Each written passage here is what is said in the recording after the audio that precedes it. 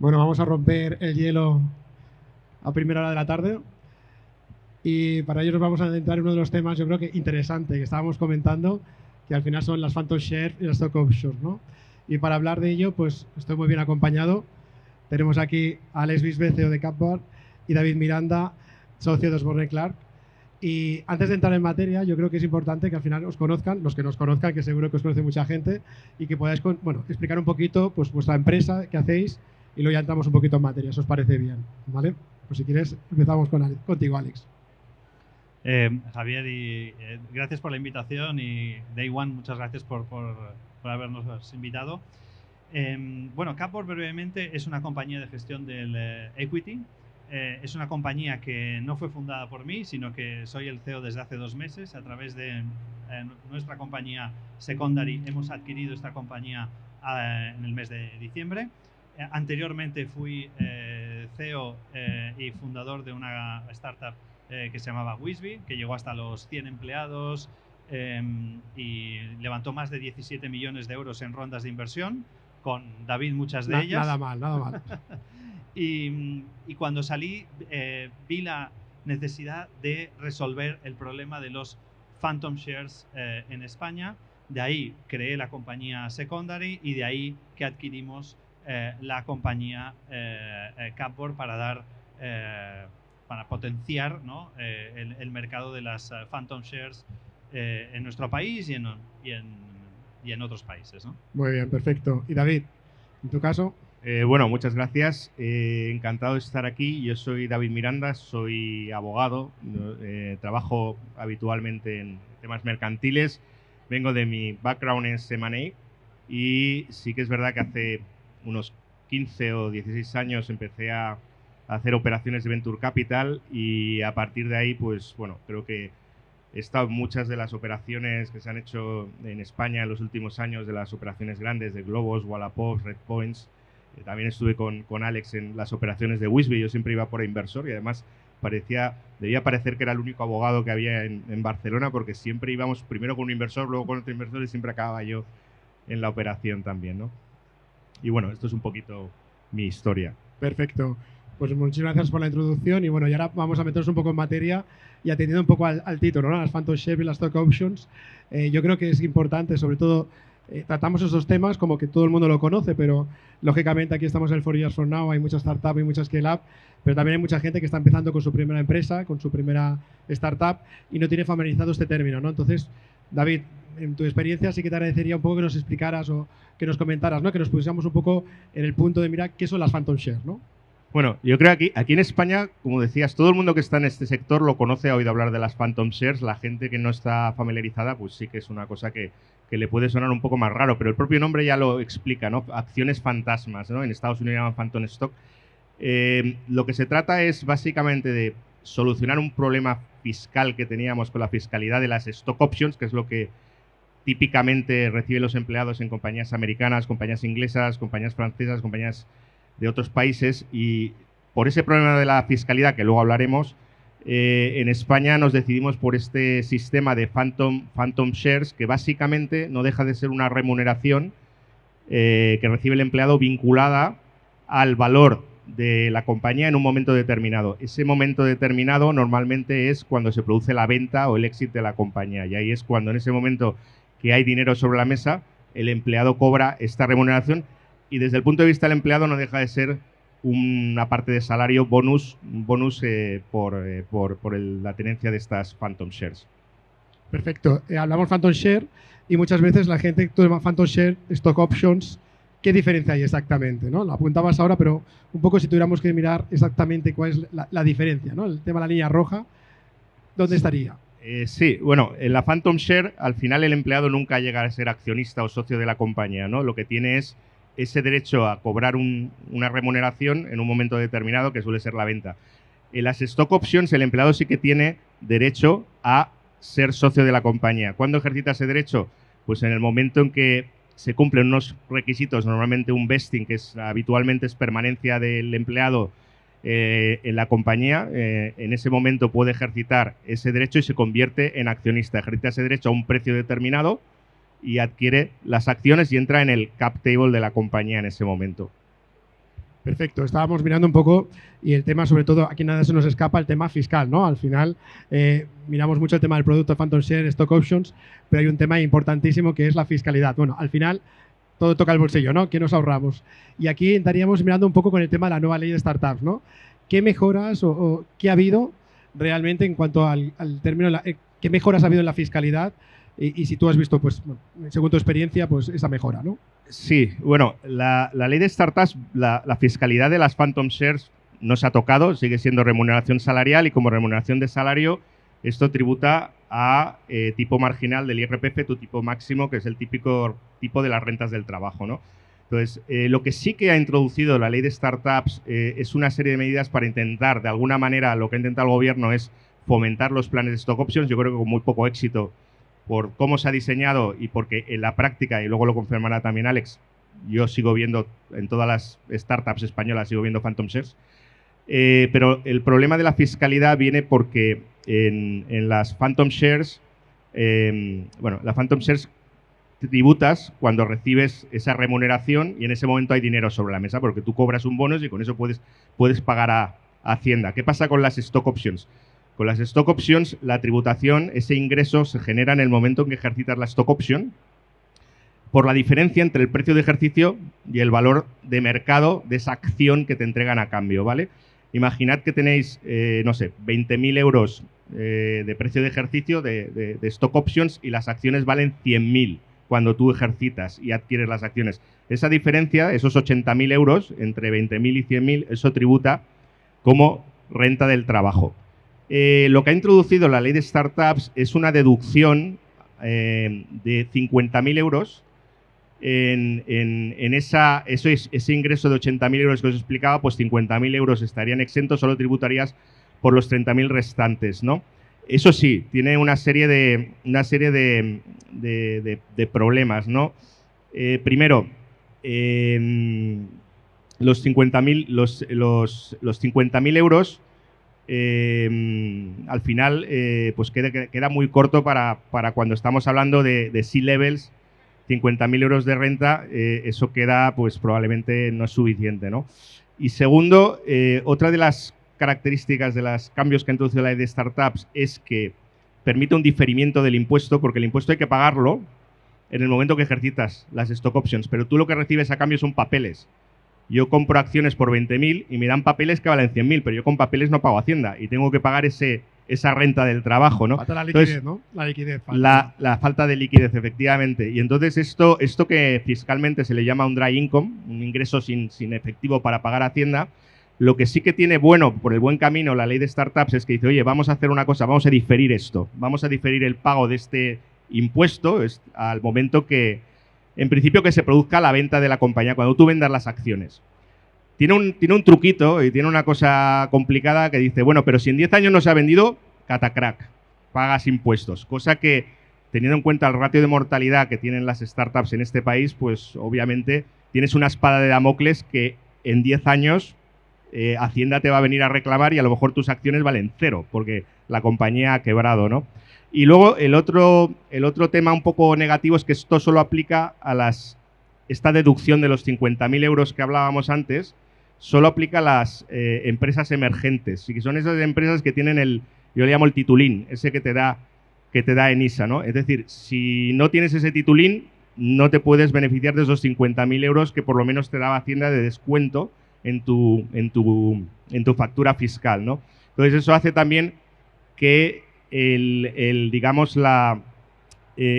lo que puede generar el beneficio de esta ley queda muy limitado, porque las empresas emergentes a los 5 años con carácter general dejan de serlo. Eso hace que yo puedo montar un plan de stock options, monto el plan de stock options porque tengo esta deducción de 50.000 euros, pero eventualmente en el futuro, a los 5 años, yo dejaré de ser una startup y tendré que volver pues a las Phantom Shares, porque no podré entregar stock options a mis empleados, porque el momento que ejercite las stock options, Hacienda les reclamará íntegramente esa renta generada, ¿no? Y tendrán ese problema de dry income.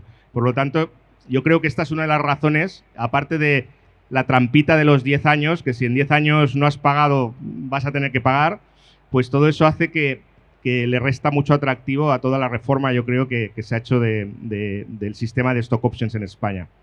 Perfecto, apuntabas justamente en ISA, que lo tenemos en el stand aquí al lado, con lo cual animo a todas las startups que cojan el titulito de empresa startup para que tenga, lógicamente, este derecho, ¿no? Muy bien, comentábamos un poco el tema fiscal. Te agradezco muchísimo esta apreciación, sobre todo, lo has hecho de forma muy entendible, que esto se agradece. Pero aquí, Alex, al final, y con vuestra experiencia en Capar, sobre todo con más de 7.000 compañías con las que trabajáis, al final, ¿esto cómo lo instrumentalizamos? Es decir, ¿cómo llega al final este uso? ¿Es real el tema de las Phantom Share? ¿Cómo lo bajáis al detalle, no? Bueno, el micro. Primero lo que tenemos que saber es para qué sirve, ¿no? un plan de incentivos al empleado. Sirve principalmente para dos cosas, ¿no? Para retener talento o para atraer talento internacional. Para esta segunda cuestión, el traer en talento internacional, las Phantoms son poco útiles. Es difícil convencer a un ingeniero de Estados Unidos que venga a vivir a España y que dentro de su plan de retribución tengamos Phantom Shares en vez de Stock Options. Por lo tanto, nos tenemos que quedar que las Phantom Shares sirven principalmente para retener talento ya existente. Esto es un punto importante. Nosotros tenemos actualmente 7.000 compañías en la plataforma, el 40% están en Estados Unidos, 30% en España, resto repartidos por todo el mundo. ¿Qué estamos viendo? En España prácticamente, por no decir el 100%, el 99% tienen Phantom Shares, por las cuestiones que acaba de explicar. ¿Qué porcentaje has apuntado? 99. Yo diría que es el 100%. 100%, ¿no? Muy bien. Pero sí, sí. En Estados Unidos no es así. La mayoría tienen planes de stock options, stock appreciation rights o stocks directamente. Hay diferentes modelos en Estados Unidos que les hacen que sea mucho más competitivo la atracción de talento y la retención de talento, ¿no? Eso es un punto fundamental. ¿Cómo lo gestionamos nosotros, al menos en España? En España, para que un plan de Phantom Shares funcione, no solo hay que asignarlo, sino hay que visibilizarlo. Si nosotros cogemos un plan, hacemos una presentación en un día, les explicamos a los empleados que tienen ese plan y hasta dentro de 2 años, 3 años que haya un evento de liquidez, no explicamos ni lo que vale el plan, ni cómo se ha revalorizado la compañía, pues ese plan va perdiendo efecto mes a mes y los empleados al final van a dejar la compañía, se van a cambiar y cuando les haces en la entrevista de salida la pregunta si has considerado tu vesting plan para tomar esta decisión, la mayoría va a decir que no. ¿Por qué? Porque no sabe lo que vale, porque no sabe. Entonces, el primer punto es ponerlo en valor, ¿no? Al final lo que tienes es la visibilidad. Entonces, como las Phantom Share solo sirven para retener y no sirven para atraer, lo que tenemos que hacer es dar visibilidad en tiempo real, o al menos una vez al mes, de cuál es la foto actual de valoración de la compañía, si queremos en una horquilla, para que el empleado que reciba y vaya vesteando estas participaciones pueda ver cómo se transforman en un valor teórico y que al menos cuando tenga que tomar la decisión de aceptar o no una oferta, pues al menos se lo piense 2 veces, ¿no? Y eso es el principal valor que aporta Capboard al mercado, que es dar esa visualización en tiempo real del valor teórico de las Phantom. Digo teórico porque la compañía puede valer mucho más en un exit o mucho menos, y eso evidentemente va a impactar. Luego también nosotros ayudamos a un poco estandarizar, cuando nos viene una compañía que quiere implementar un modelo de Phantom, también les ayudamos a estandarizar un poco el modelo, porque nos estamos encontrando con CEOs muy celosos del valor de su compañía y que ponen unas cláusulas de bad liver, es decir, de que pierdes tus Phantoms, muy proteccionistas para la compañía, cosa que desincentiva el valor real del Phantom. Entonces tenemos esta doble funcionalidad, tanto de ayudar a dar esa visualización, como hacer que ese plan realmente funcione con ciertas recomendaciones. Al final la compañía será libre de decidir cómo quiere su plan, ¿no? Y luego hay que tener en cuenta que un plan de Phantoms, cuando se calcula el valor de la compañía y se hace el cap table y se hace el fully diluted cap table, que es introduciendo el valor de los planes, suele ser un porcentaje relevante. Entre el 5 y el 10% de media es lo que está asignado a empleados. Esto, para que tengamos un horizonte, es del tamaño más o menos de una serie A. Entonces, para una serie A invertimos muchísimo pues, en abogados, en búsqueda, en control, en pactos de socios, se cambian los pactos de socios. En cambio, cuando emitimos un 10% del cap table, se lo regalamos a los empleados, no lo estamos poniendo en valor. Y lo que buscamos desde Capboard es no consideremos un regalo, sino pongámoslo en valor. Y esa es también nuestra misión. Bueno, yo creo que es muy importante lo que apuntas, ¿no? Al final, el tema de la captación, más que captación, lógicamente, pero la retención de talento, ¿no? Y aquí apuntabas muy bien, ¿no? Es decir, yo creo que has dado la clave al final, la visibilidad y sobre todo la gestión, ¿no? Que muchas veces, si no lo ves y no sabes muy bien lo que tienes, pues no lo puedes valorar, ¿no? Pero yo, sobre todo focalizando con el tema decías la retención de talento, está claro que la Phantom Share, y basado en tus experiencias, es un tema importante, pero no único, ¿no? Es decir, ¿cómo lo complementarías? ¿O cómo estás viendo en otros países que a lo mejor aquí faltaría un poco para complementar el tema de la Phantom Share, ¿no? Bueno, lo que vemos en otros países, algo que ha apuntado David, es que un plan de stock options o de stock directamente es mucho más potente en términos de retención y en términos de fidelización, y aumenta el skin in the game realmente de forma radical comparado con un Phantom. Pero hay una fórmula en los Phantom que estamos introduciendo desde Capboard, que es poder dar pequeñas ventanas de liquidez a los Phantom. Esto lo hemos visto en clientes nuestros, recientemente un cliente en Francia, otro cliente en Estados Unidos que ha permitido, un cliente en Estados Unidos que también tiene Phantoms, pero ha permitido darle un porcentaje de liquidez a su plan, cuando los empleados les permite ejecutar parte del plan besteado, y convertirlo en líquido. En un evento de liquidez, en una ronda, pues la compañía hace una ampliación de capital, ya tiene ya se ha aprobado en la Junta de Accionistas, ya se han firmado los derechos de adquisición preferente, y entonces se les da una pequeña ventana de liquidez a los planes de Phantoms en este caso. Eso genera un engagement, es un factor multiplicador del engagement, y eso es algo que en España prácticamente no se hace fuera de que haya un fundador o que venda un porcentaje de sus Phantoms en la siguiente ronda, que no es muy común. Normalmente siempre vende acciones common, pero desde Capboard estamos introduciendo este concepto que ya lo hemos puesto en práctica en Estados Unidos, en Francia, en otros mercados. Queremos también traerlo a España. Un punto interesante, más que nada, porque da cierta flexibilidad también al trabajador y sobre todo a accionistas que quieran a lo mejor incrementar su porcentaje a través de la captación de esta parte, ¿no? De porcentaje de que ya tenía el trabajador, ¿no? ¿Y Civil? Bueno, los accionistas siempre tienen derecho a adquisición preferente. Exacto, sí. Lo que pasa es que en una Phantom no estás comprando participaciones, es deuda. Que eso es otro sí. punto que las startups no están haciendo, algunas no están haciendo bien, y es que el valor tiene que estar reflejado como pasivo en el balance. Es deuda que está generando la compañía en favor del trabajador.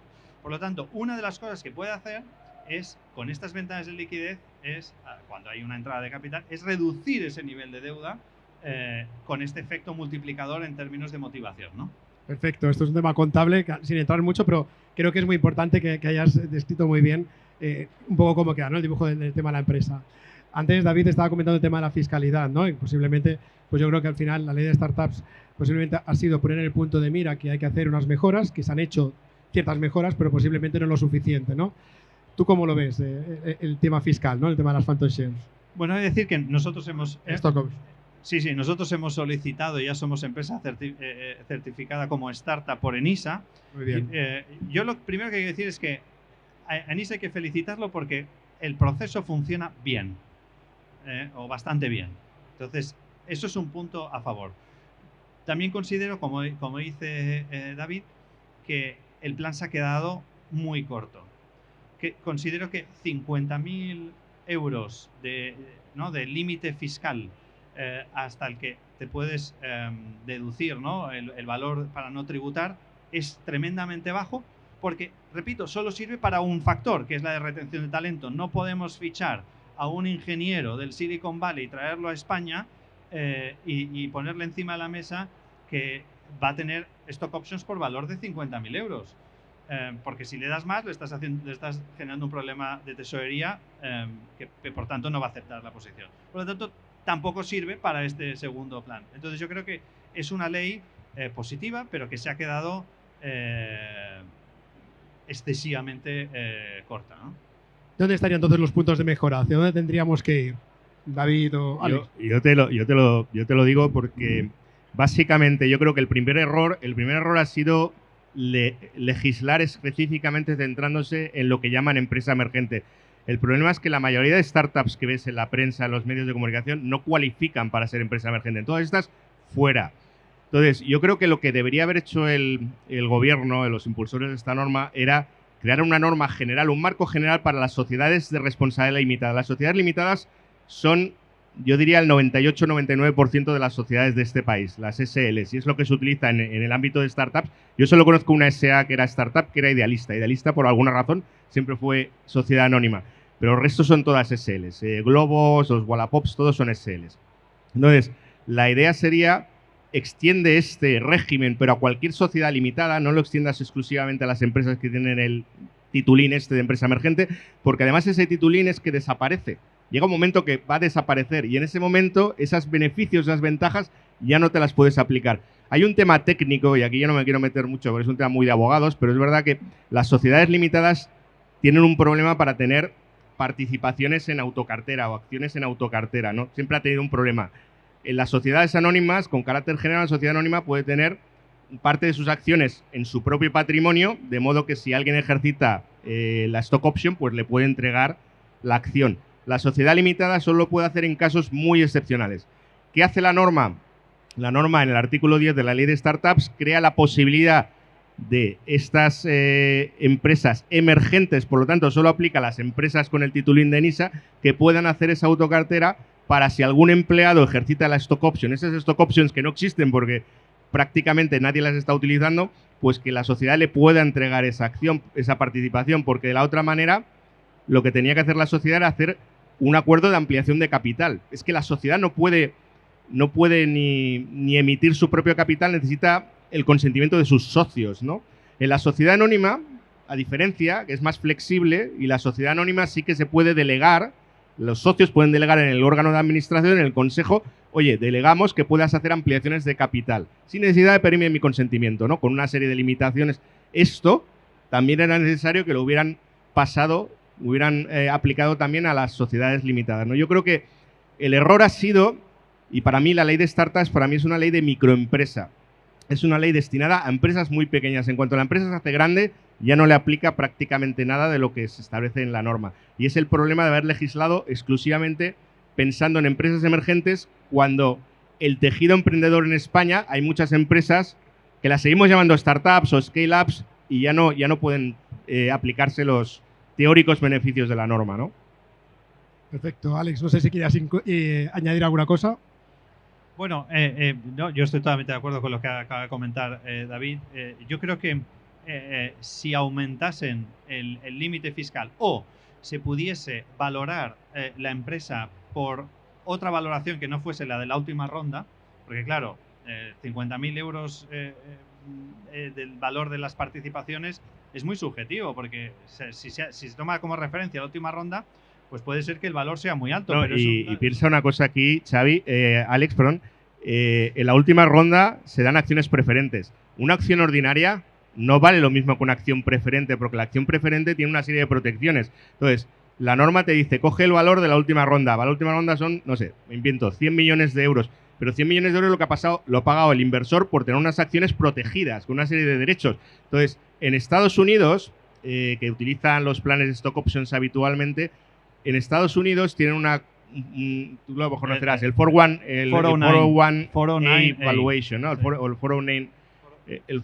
401A. 409A. 409A. El 409A valuation, todas las compañías que dan stock options tienen que hacer con una valoradora independiente. Es verdad que hay que pagarle, pero creo que no son excesivamente caros, pero hay que pagarle sus 5.000 o 10.000 dólares para que te haga la valoración de cuánto vale una acción ordinaria.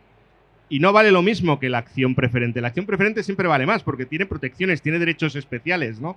Entonces, que te cojan, que te diga Hacienda, y Hacienda lo dice así, Hacienda dice, por ejemplo, en el caso del ejercicio de stock options, que decíamos antes, coge valoración de la última ronda, 100 millones, tienes no sé, pues tienes un 2% de stock options que las estás ejercitando, pues te imputo todo ese rendimiento, te lo imputo como si fuera renta del trabajo.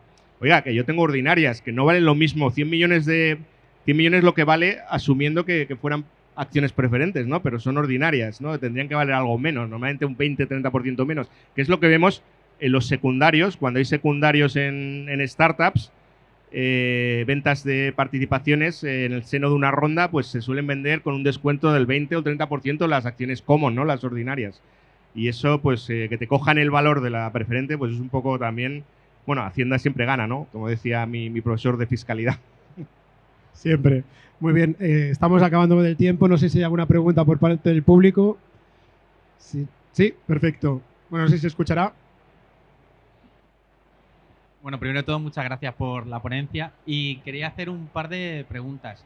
La primera, si habéis encontrado algún caso práctico, por lo menos en el que se hubiera acogido al artículo 10 de la ley de startup y hubieran hecho esa autocartera, la hubieran dado o no, ¿vale? Si habían hecho esa parte de autocartera y si conocéis alguna empresa que efectivamente hubiera hecho un plan de stock y las hubiera dado, porque sí que es verdad que en microempresas, que estoy de acuerdo con David, que es casi a lo que va, porque es un tema temporal, 5 años y no hay otra manera, a lo mejor ahí los 50.000 euros creo que además son al año, ¿no? Pues sí que puede, y a la última ronda, si vas sumando todo eso, sí que puede ser relativamente significativo, incluso para recomponer cap table entre socios fundadores cuando ha entrado solo una primera ronda, que ahí a lo mejor puede ser interesante. Era por si habéis tenido experiencia práctica al respecto.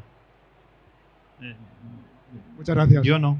Yo no he visto casos de autocartera con la ley de startups. También es verdad que la certificación de ley de startups es muy reciente.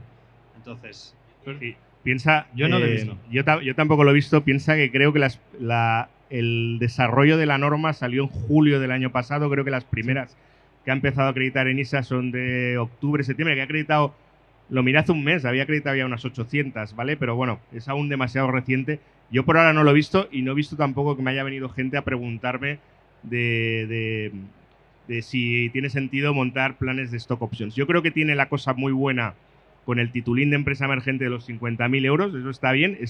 Estoy de acuerdo con Alex que se queda corto, pero bueno, pero en empresas pequeñitas 50.000 euros pues es importante para el trabajador.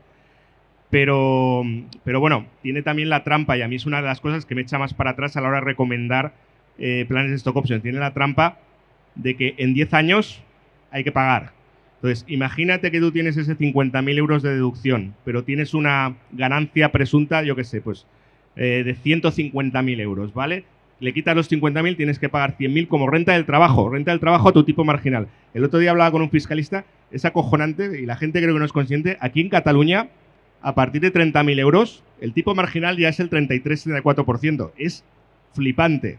Entonces, tienes que pagar sobre esos 100.000 euros, ponle un 40% o 45% de impuestos. Y dice Hacienda, no te preocupes, cuando vendas las acciones y si la compañía quiebra, tengo que pagar 40.000, 50.000 euros dentro de 10 años. Tengo que pagar 40. Tengo esa espada de Damocles. Por eso yo no creo que esto funcione. Tendría que haber una excepción de decir, oiga, le damos 10 años para pagar, pero si la compañía ha quebrado, por lo menos no le vamos a pedir que pague. Porque, vamos, yo tendría mucho miedo para recomendar esto a empleados y que tuvieran que pagar dentro de 10 años, o el momento que la compañía quiebra. Espera. Tampoco soy un experto, pero bajo mi entendimiento, si realmente se ejerce en ese mismo año, está exento por rentas del trabajo esos 50.000 euros, por lo cual esa tributación no la tiene y ya se han ejercido, ya sería accionista. Pero yo te estaba explicando el caso de, imagínate que son 150.000 la ganancia, 50.000 están exentos, pero tienes aún 100.000. Claro. Esos 100.000 Hacienda te dice, no te preocupes, cuando vendas las acciones y en un plazo máximo de 10 años. Pero si yo no vendo las acciones porque la compañía quiebra, yo tengo que pagar 40% de esos 100.000 euros. Totalmente de acuerdo. No. Yo lo que estaba planteando era el caso de limitarlo siempre a 50.000 precisamente por eso, porque sabes que eso está exento, que él ya va a ser accionista común, ¿vale? Y ya entraría como un accionista más. El problema de limitarlo es que tú cómo determinas que la ganancia va a ser 50.000, porque tú le das un precio de ejercicio ahora, pero si la compañía de repente se dispara en valoración, es que los 50.000 se te quedarán cortos. Tú no lo puedes controlar eso, porque el 50.000 es en función de la valoración, de lo que valga la acción en el momento en que tú ejercitas Claro, esa yo lo veo stock todo option. casi en el ampliación y desembolso de, o sea, de las participaciones casi en el mismo momento a la última ronda para evitar contingencias fiscales. Oye, la última ronda fue hace un año, a uno yo le doy 50.000 euros en la parte Sí, equitativa. pero la ganancia es la diferencia entre... Tú coges la última ronda de valoración, ese es el precio de ejercicio. Ponle que las acciones, el inversor entró a 10 euros. La ganancia es, tú tienes ese precio de ejercicio de 10 euros, pero dentro de un año y medio, 2 años, 3 años, ejercitas la stock option y la acción vale 80. Claro. Tienes 70 euros de ganancia por acción. Luego, si sumas todo, pues oye, si te llega si los 50.000 te dan suficiente, perfecto. Ya. Pero como los 50.000 se te queden cortos, el problema lo tienes igual, ¿eh? O no ejercitas, o solo ejercitas las acciones, renuncias a todas las otras stock options y ejercitas para tener una ganancia de 50.000 euros y quedarme, bueno, pues que Hacienda no me... Gano 50.000 euros, pero podría haber ganado 150.000, pero no voy a ejercitar por 150.000 porque Hacienda me puede pegar el castañazo. No sé. Y luego hay otro factor que es que hacer un accelerated vesting, ¿no? Que sería el caso de acelerar la entrega de esas participaciones, pierde también la esencia de motivacionar al equipo de que tiene que llegar a unos hitos de permanencia en la compañía para poder conseguirlo, ¿no? Entonces se pierde un poco esa herramienta que tiene el CEO de la compañía para asignar esas participaciones ligadas a unos objetivos de permanencia, por ejemplo. Como yo lo siempre había visualizado, es entrega al 100% y vesteado como se hace a un founder. Realmente tú ya eres accionista al 100%, ya has ejecutado toda la operación al 100% en el momento cero y a partir de ahí sí que hay un vesting de que una obligación de venta a €1, etcétera, etcétera, para intentar minimizar este gris legal, por llamarlo de alguna manera, o dudas que van a surgir, seguro. Sabe fatal cortar porque veo que genera bastantes preguntas. Yo creo que es un tema muy apasionante, pero se nos acaba el tiempo. No sé si queréis, tenemos un minuto, pero si queréis añadir alguna cosa que se haya quedado un poco en el tintero, bien de compañía, Campar, o directamente lo que queráis comentar ahora. Un minutillo. Simplemente para acabar, bueno, dar las gracias a Day One y decir que estamos en Capboard, somos especialistas en España en ayudar a las startups en planes de ESOP, Phantom y Stock Option. Y si tenéis cualquier duda, pues contactad con nosotros y estaremos encantados en ayudaros. Perfecto. Pues yo por mi parte encantado de haber estado aquí con vosotros. Yo no soy fiscalista, a pesar de que he hablado la mitad de mi charla ha sido sobre fiscalidad. Pero bueno, en tema de stock options es una cosa que lo he vivido desde hace muchos años, stock option Phantom Share, y que si tenéis cualquier pregunta ahora cuando acabemos la sesión, encantado de responderos. Como veis, al final tenemos ponentes de primera línea, o sea que agradezco muchísimo vuestra participación y encantados de estar aquí con vosotros en CaixaBank Day One. Es vuestra casa. Gracias. Gracias.